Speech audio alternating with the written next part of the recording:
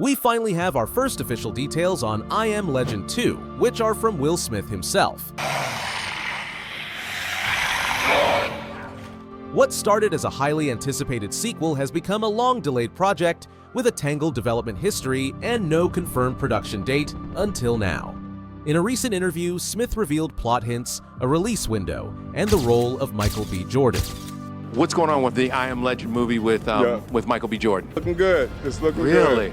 So today, let's break down how the story has changed, why the prequel was scrapped, and most importantly, when we might finally see Part 2.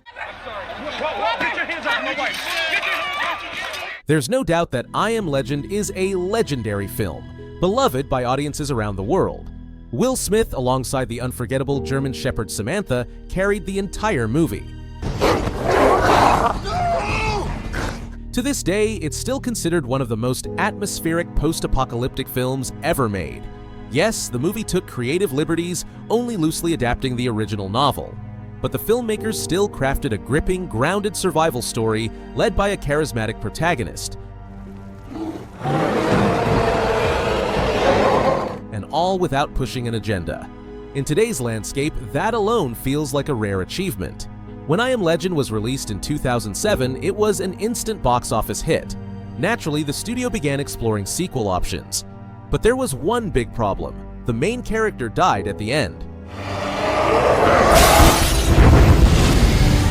Without him, a second film's success was far from guaranteed. In a recent podcast, Will Smith revealed that screenwriter Akiva Goldsman had planned to explore the early days of the infection. That made sense. Most post-apocalyptic films show society's collapse because it's dramatic and terrifying. I Am Legend, however, skipped that part, showing only the aftermath through Robert Neville's memories. We saw his desperate attempts to save his family, the fate of his wife and daughter, and how he came to adopt Samantha.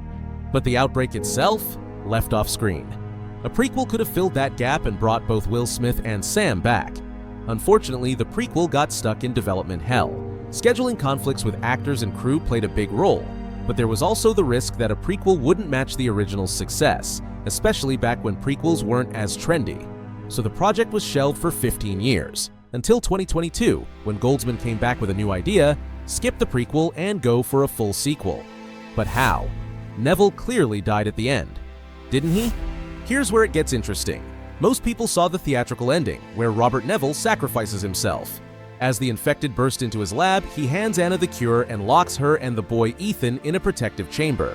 Then, Neville grabs a grenade and blows himself up, killing the infected and ensuring the cure makes it to a survivor colony. A true hero's ending. But that's not the only ending. There's an alternate director's cut, released digitally after the theatrical run, that completely changes how we view Neville. In that version, the infected aren't mindless killers. They're intelligent. They want one of their own back, a female test subject Neville is experimenting on. He realizes they're not attacking out of savagery, but to rescue her. He gives her back, and the leader of the infected peacefully leaves with his group, and Neville survives. He, Anna, and Ethan drive out of New York in search of other survivors.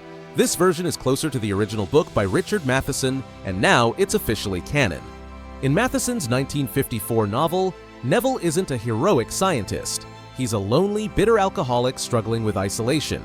The infected are more like vampires and far from brainless. They speak, they organize, and they fight back. Neville spends his days killing them while they sleep, believing he's saving the world. But in the end, he's captured and learns a brutal truth. He's the monster in their new society. To them, he's the boogeyman, the one who sneaks into their homes during the day and kills without mercy. The book ends with Neville accepting that he's now the outcast in a world that has moved on.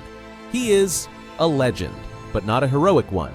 He's a nightmare from the old world, and he chooses to die so the new one can survive. The alternate film ending nods to this, showing that the infected have emotions, society, and a kind of humanity. That's the version Goldsman and Smith chose to continue. Now, let's talk about Michael B. Jordan. Best known as Killmonger in Black Panther and the lead in the Creed trilogy, Jordan is joining the cast, but for a long time, his role was a mystery. Initially, people thought we'd still get a prequel, with Jordan playing a young Robert Neville. Then rumors shifted, maybe he'd play Neville's grown-up son, and the story would be set 20 years later. Others guessed he might be the leader of the infected, a powerful figure from their evolving society. Turns out that none of those were right. Will Smith recently confirmed Jordan will play the leader of a survivor settlement in Connecticut. He's not Neville's son. He's not infected. He's a strong human leader, one who likely sees the infected as a threat. This sets up a fascinating dynamic. In the director's cut, Neville starts to understand that the infected are not evil. But Jordan's character may see things very differently. For him, survival means control, fear, and eliminating any perceived threat. This could create philosophical conflict between the two, a man learning to coexist with a new species and a man who believes only in human dominance. So, when's it coming? Well, not anytime soon. Smith remained vague when asked about a release date, which likely means there isn't one yet. Director Francis Lawrence and writer Akiva Goldsman are also tied up with another project, Constantine 2, starring Keanu Reeves. Both films are being developed at Warner Brothers, and scripts are still being written. Everyone is on board. Smith, Jordan, Lawrence, and Goldsman are all ready, but until one project moves forward officially, we'll have to wait. Realistically, I Am Legend 2 is still at least 2 to 3 years away, even in the best-case scenario. Some fans are skeptical. After all, the original I Am Legend had a unique tone. Empty streets, haunting loneliness, a man and his dog in a broken world. That isolation was the heart of the story. A sequel with entire settlements and organized survivors could shift the tone dramatically. More characters, more conflict, but less of the eerie stillness that made the original special. In that sense, the prequel may have been a safer, more natural choice. But here's the upside. We've still got Will Smith, we've got Michael B. Jordan, and we've got the exact same writer-director duo that made the original film work. So there's still hope, and a real chance this sequel could be something great. What do you think? Should I Am Legend 2 be made, or is it just Hollywood cashing in on nostalgia?